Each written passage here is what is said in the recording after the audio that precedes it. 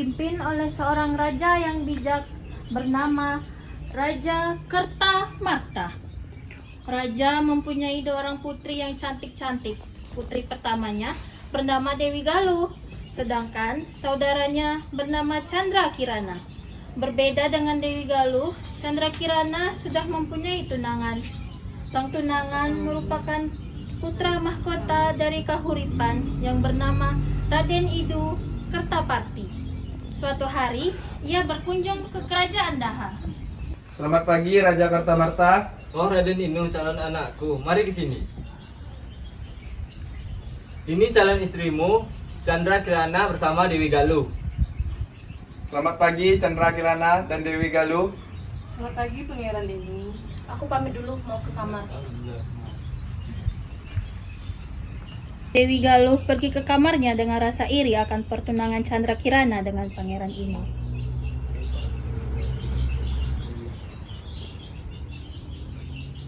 Wahai putri, mengapa engkau tampak kesal?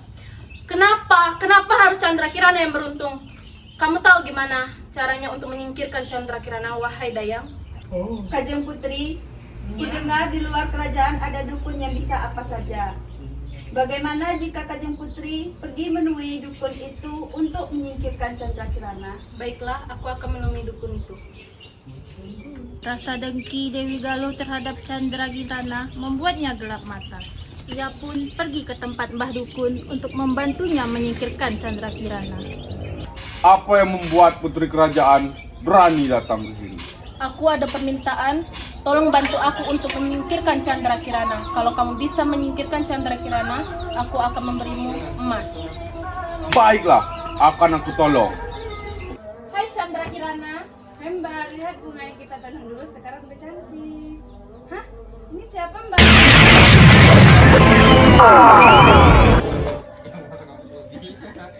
Kutukan ini akan berakhir jika Chandra Kirana bertemu tunangannya. Sebelum ini berakhir, akan kuenyahkan kau dan kubilang kepada ayahanda kalau kamu menghilang.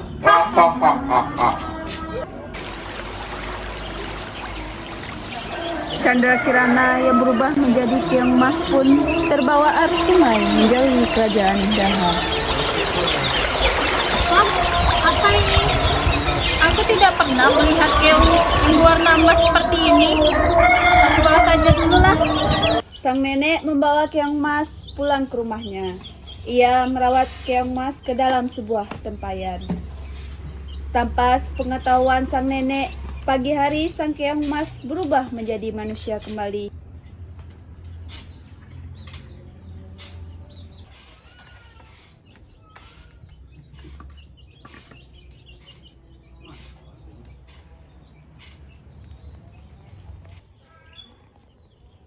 Tidak terasa sudah sore, aku belum menyiapkan makanan. Oh, siapa yang memasak semua ini?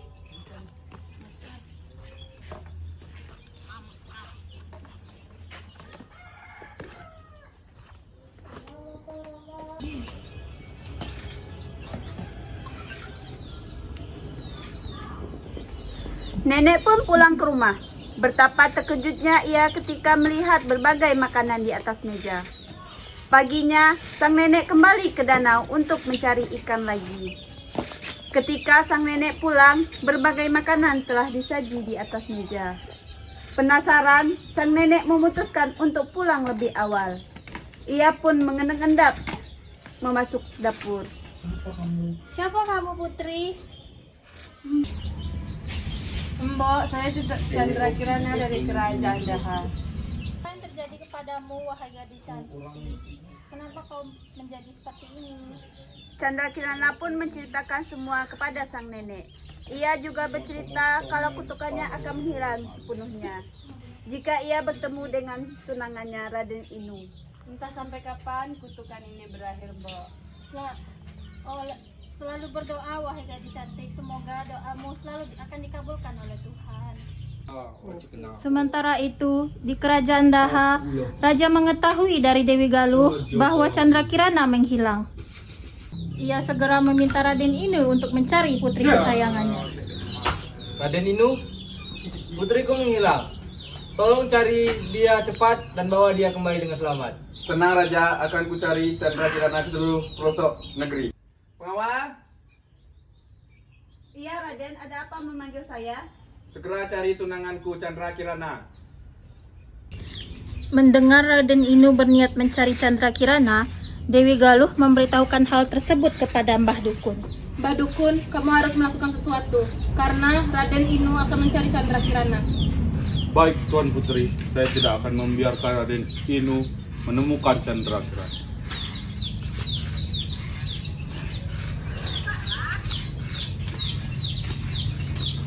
Sini, kamu berikan gelang ini kepada Raden Inu, biar dia selalu tersesat saat mencari Chandra Kirana.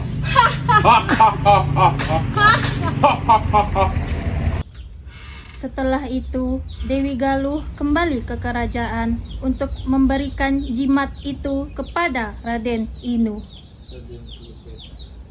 Raden Inu, ini ada gelang keselamatan untuk kamu di jalan. Terima kasih Dewi Galuh. Raden, saya dengar Chandra Kirana ada di tengah hutan. Mari kita pergi sana sekarang. Baik Raden.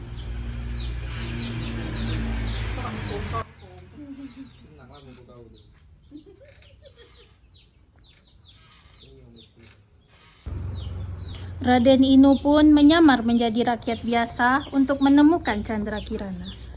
Namun, anehnya selama perjalanan ia selalu kebingungan menentukan arah hingga ia tersesat di dalam hutan. Di perjalanannya, langkahnya terhenti ketika melihat kakek tua yang terlihat lemas sedang bersandar di pohon. Ma, apakah Anda baik-baik saja? Wajah Anda kelihatan pucat sekali. Aku belum makan 3 hari, wahai pemuda. Ma, ini saya ada bekal, mari dimakan bekal saya. Ini bekalnya Mbah. Terima kasih, wahai pemuda. Sembari Raden Inu menceritakan semua kepada sang kakek, ia juga menceritakan bahwa ia mendapatkan jimat dari Dewi Galuh. Tanpa diduga, sang kakek melemparkan gelang itu ke tanah. Kalian semua merusak rencanaku. Auzubillahiminasyaitonirrajim. Itu tadi siapa? Itu tadi adalah dukun yang ingin menyesatkan kalian. Lalu saya harus bagaimana? Kalian harus mengikuti terus aliran sungai.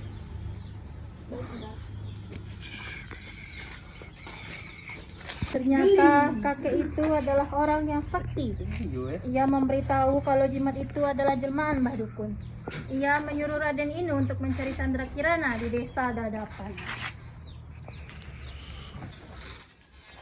Permisi, Mbak, bolehkah saya minta segelas air putih? Boleh, tunggu sebentar ya. Putri, tolong ambilkan air minum. Baik, Mbak. Hah, Chandra Kirana? Tuan Putri. Hah, Pangeran Inu.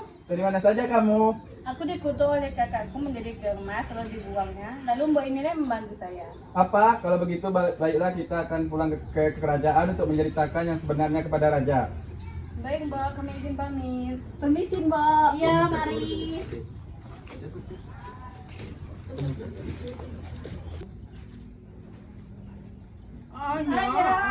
Anakku, akhirnya kau kembali. Terima kasih, Raden Inu. Ya, sama-sama raja. Dia yang telah mengutukku menjadi kemas. Dia, Tidak, Ayah. kamu ini ya. Akhir cerita, Chandra Kirana dan Raden Inu hidup bahagia bersama.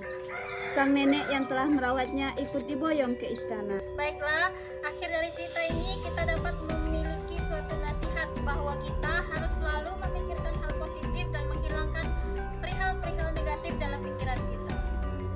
Terima kasih.